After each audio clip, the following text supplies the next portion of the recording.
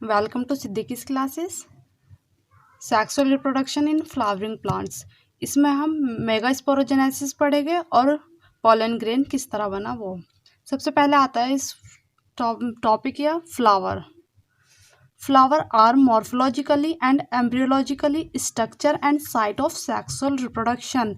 जो प्लांट्स में रिप्रोडक्शन होता है, फ्लावर ही उसकी साइट है, फ्लावर से ही होता है सेक्सुअल रिप्रोडक्शन प्लांट में। It consist of calyx, Corolla, androecium and gynoecium. ये इन सब से मिलकर बनता है। कैलेक्स, कोरोला ये पत्तियों की बात हो गई। एंड्रोशियम हमारा ये मेल पार्ट होता है फ्लावर में, एंड गाइनोशियम फीमेल पार्ट होता है। पढ़ते हैं पहले हम androecium. It is a consist of a role of stamens represented male reproductive organ. ये मेल रिप्रोडक्टिव ऑर्गन होता है और ये स्टेमन से बनता है। स्टेमन हैज़ 2 पार्ट। स्टेमन के भी हमारे 2 पार्ट होते हैं। ये फ्लावर में पाया जाता है स्टेमन भी। पहला पार्ट होता है filament, the long and cylinder stock and attach to the thallus और पेटल ऑफ द फ्लावर। ये फिलामेंट अटैच होता है थैलस से, कुछ फ्लावर में पेटल से भी अटैच होता है, और उसके ऊपर एक एंथर होता है। उसकी शेप इस तरह होती है जैसे कि ये 2 कैप्सूल कुछ इस टाइप की, और ऐसे अटैच होता है वो।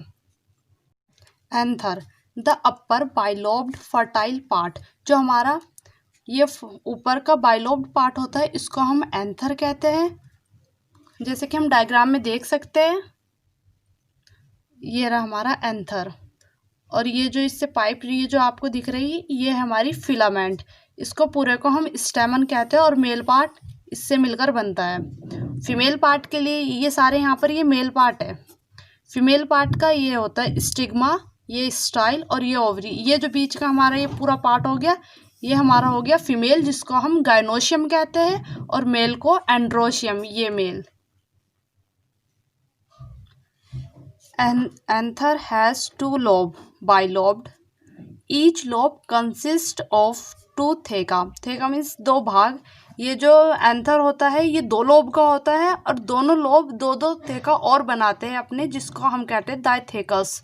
जैसे कि ये बटरफ्लाई शेप में पाया जाता है, कुछ इस तरह करके।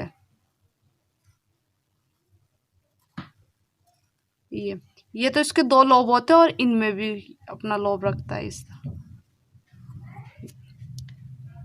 Anther is a tetragonal structure, 4 तो टेट्रागोनल बोल दिया इसको, which consist of 4 microsporangia located 2 in each lobe. जो 4 माइक्रोस्पोरेंजिया कंसिस्ट करता है, 1 2 3 4, ये इसमें सब में माइक्रोस्पोरेंजिया है। Microsporangia develop into pollen sac. अब हम स्ट्रक्चर देखेंगे कि माइक्रोस्पोरेंजियम का स्ट्रक्चर में क्या क्या है। Microsporangium, it is a generally surrounded by 4 layer. इसके 4 लेयर्स होती है। ये जो हमारा इसके 4 लेयर होती है। माइक्रोस्पोरेंजियम जो है इसके बाहर 4 layer, epidermis, endothecium, middle layer and tapetum. Tapetum ये जो होती है ये सबसे इनर लेयर होती है, ये बिल्कुल यहाँ पे होती है टैपिटम हमारी, ये टैपिटम, और ये तीनों ही बाहर की लेयर होती है। The outer 3 layer perform the function of protection and helping dehiscing of anther to release the pollen grain. हमारी तीनों ही लेयर, ये तीनों ही लेयर क्या करती है, एक तो प्रोटेक्शन का काम करती है, और दूसरा काम करती है कि जो पोलन हमारा जो बना वो फट जाए, ये माइक्रोस्पोरेंजिया ये सारा ये फट जाए, यहाँ से पोलन हमारे रिलीज हो जाए। अब हमारी आती है इनर मोस्ट लेयर जो होती है टैपिटम। ये इनर मोस्ट लेयर होती है, और इसका काम होता है जो पोलन ग्रेन होता है उसको नरिशमेंट पहुंचाना और डेवलप करना। पोलन ग्रेन की जो देखभाल होती है वो सब यही करती है। अब आता है हमारा माइक्रोस्पोरोजेनेसिस। माइक्रोस्पोरोजेनेसिस, माइक्रोस्पोर का बनना। मेल गैमेट को हम माइक्रोस्पोर इसलिए कहते हैं, माइक्रो मीन्स छोटा, और छोटा मेल गैमेट छोटा रहता है कंपैरिजन फीमेल के mostly. Process of formation of microspore from pollen mother cell through meiosis. ये जो हमारे माइक्रोस्पोर बनते हैं इसमें जो डिवीज़न होती है वो मायोसिस होती है। Microspore mother cell to an mitotically divided to form microspore which are arranged in a cluster of 4 cell called microspore tetrad। जब भी हमने बटरफ्लाई जैसे स्ट्रक्चर बनाया था उसकी बात हो रही है यहाँ पे कि वो क्या करती है, 4 क्लस्टर में वो शेप आ जाती है उसकी माइक्रोस्पोर की।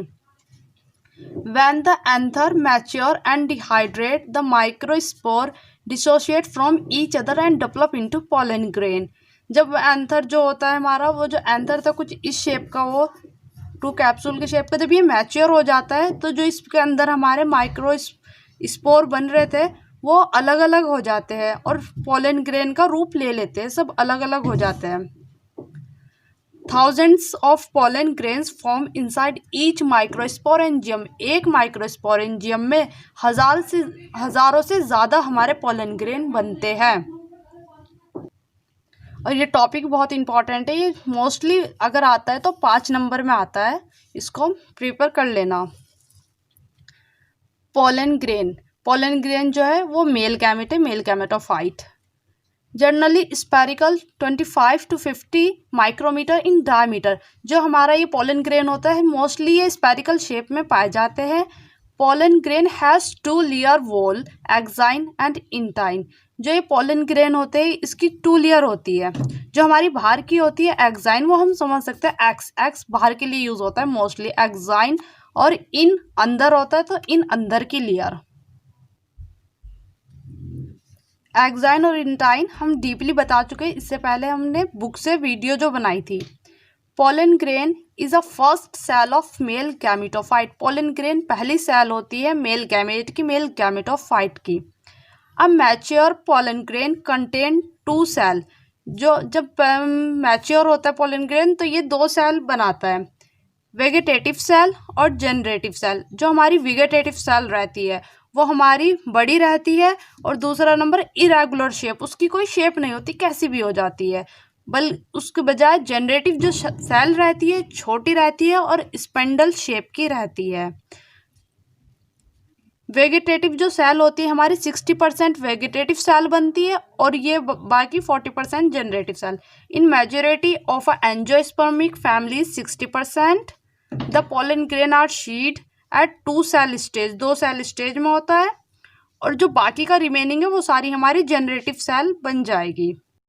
After pollination the pollen grains develop pollen tube. Pollination के बाद हमारे जो पोलन होते हैं वो डेवलप हो जाते हैं पोलन ट्यूब में। The pollen grain with its pollen tube nucleus and 2 male gamete is called male gametophyte. अब ये जो हमारा ये बना पोलन ट्यूब हो गई, ट्यूब न्यूक्लियस हो गया, और जो 2 मेल गैमेट्स बने, इन सब को हम मेल गैमेटोफाइट कहते हैं। पोलन के हम कॉज से देखें कौन कौन सी डिजीज होती है। Pollen grain cause various type of allergies, respiratory disorder, मतलब काफ़ी बीमारियाँ जो सांस लेने में दिक्कत करती है वो वाली बीमारियाँ पोलन ग्रेन से होती है। Asthma, bronchitis etc। Pollen tablets are used as food supplements. Pollen, honey rich in nutrients, increase performance of athletes and race horse। ये जो पोलन टैबलेट्स होती है एनर्जी के रूप में भी यूज़ की जाती है। इनको एथलीट्स जो रेस वगैरह करते हैं वो भी, और रेस हॉर्स के लिए भी यूज़ किया जाता है। हमारी पोलन ग्रेन से काफ़ी मेडिसिन्स वगैरह भी बनती है।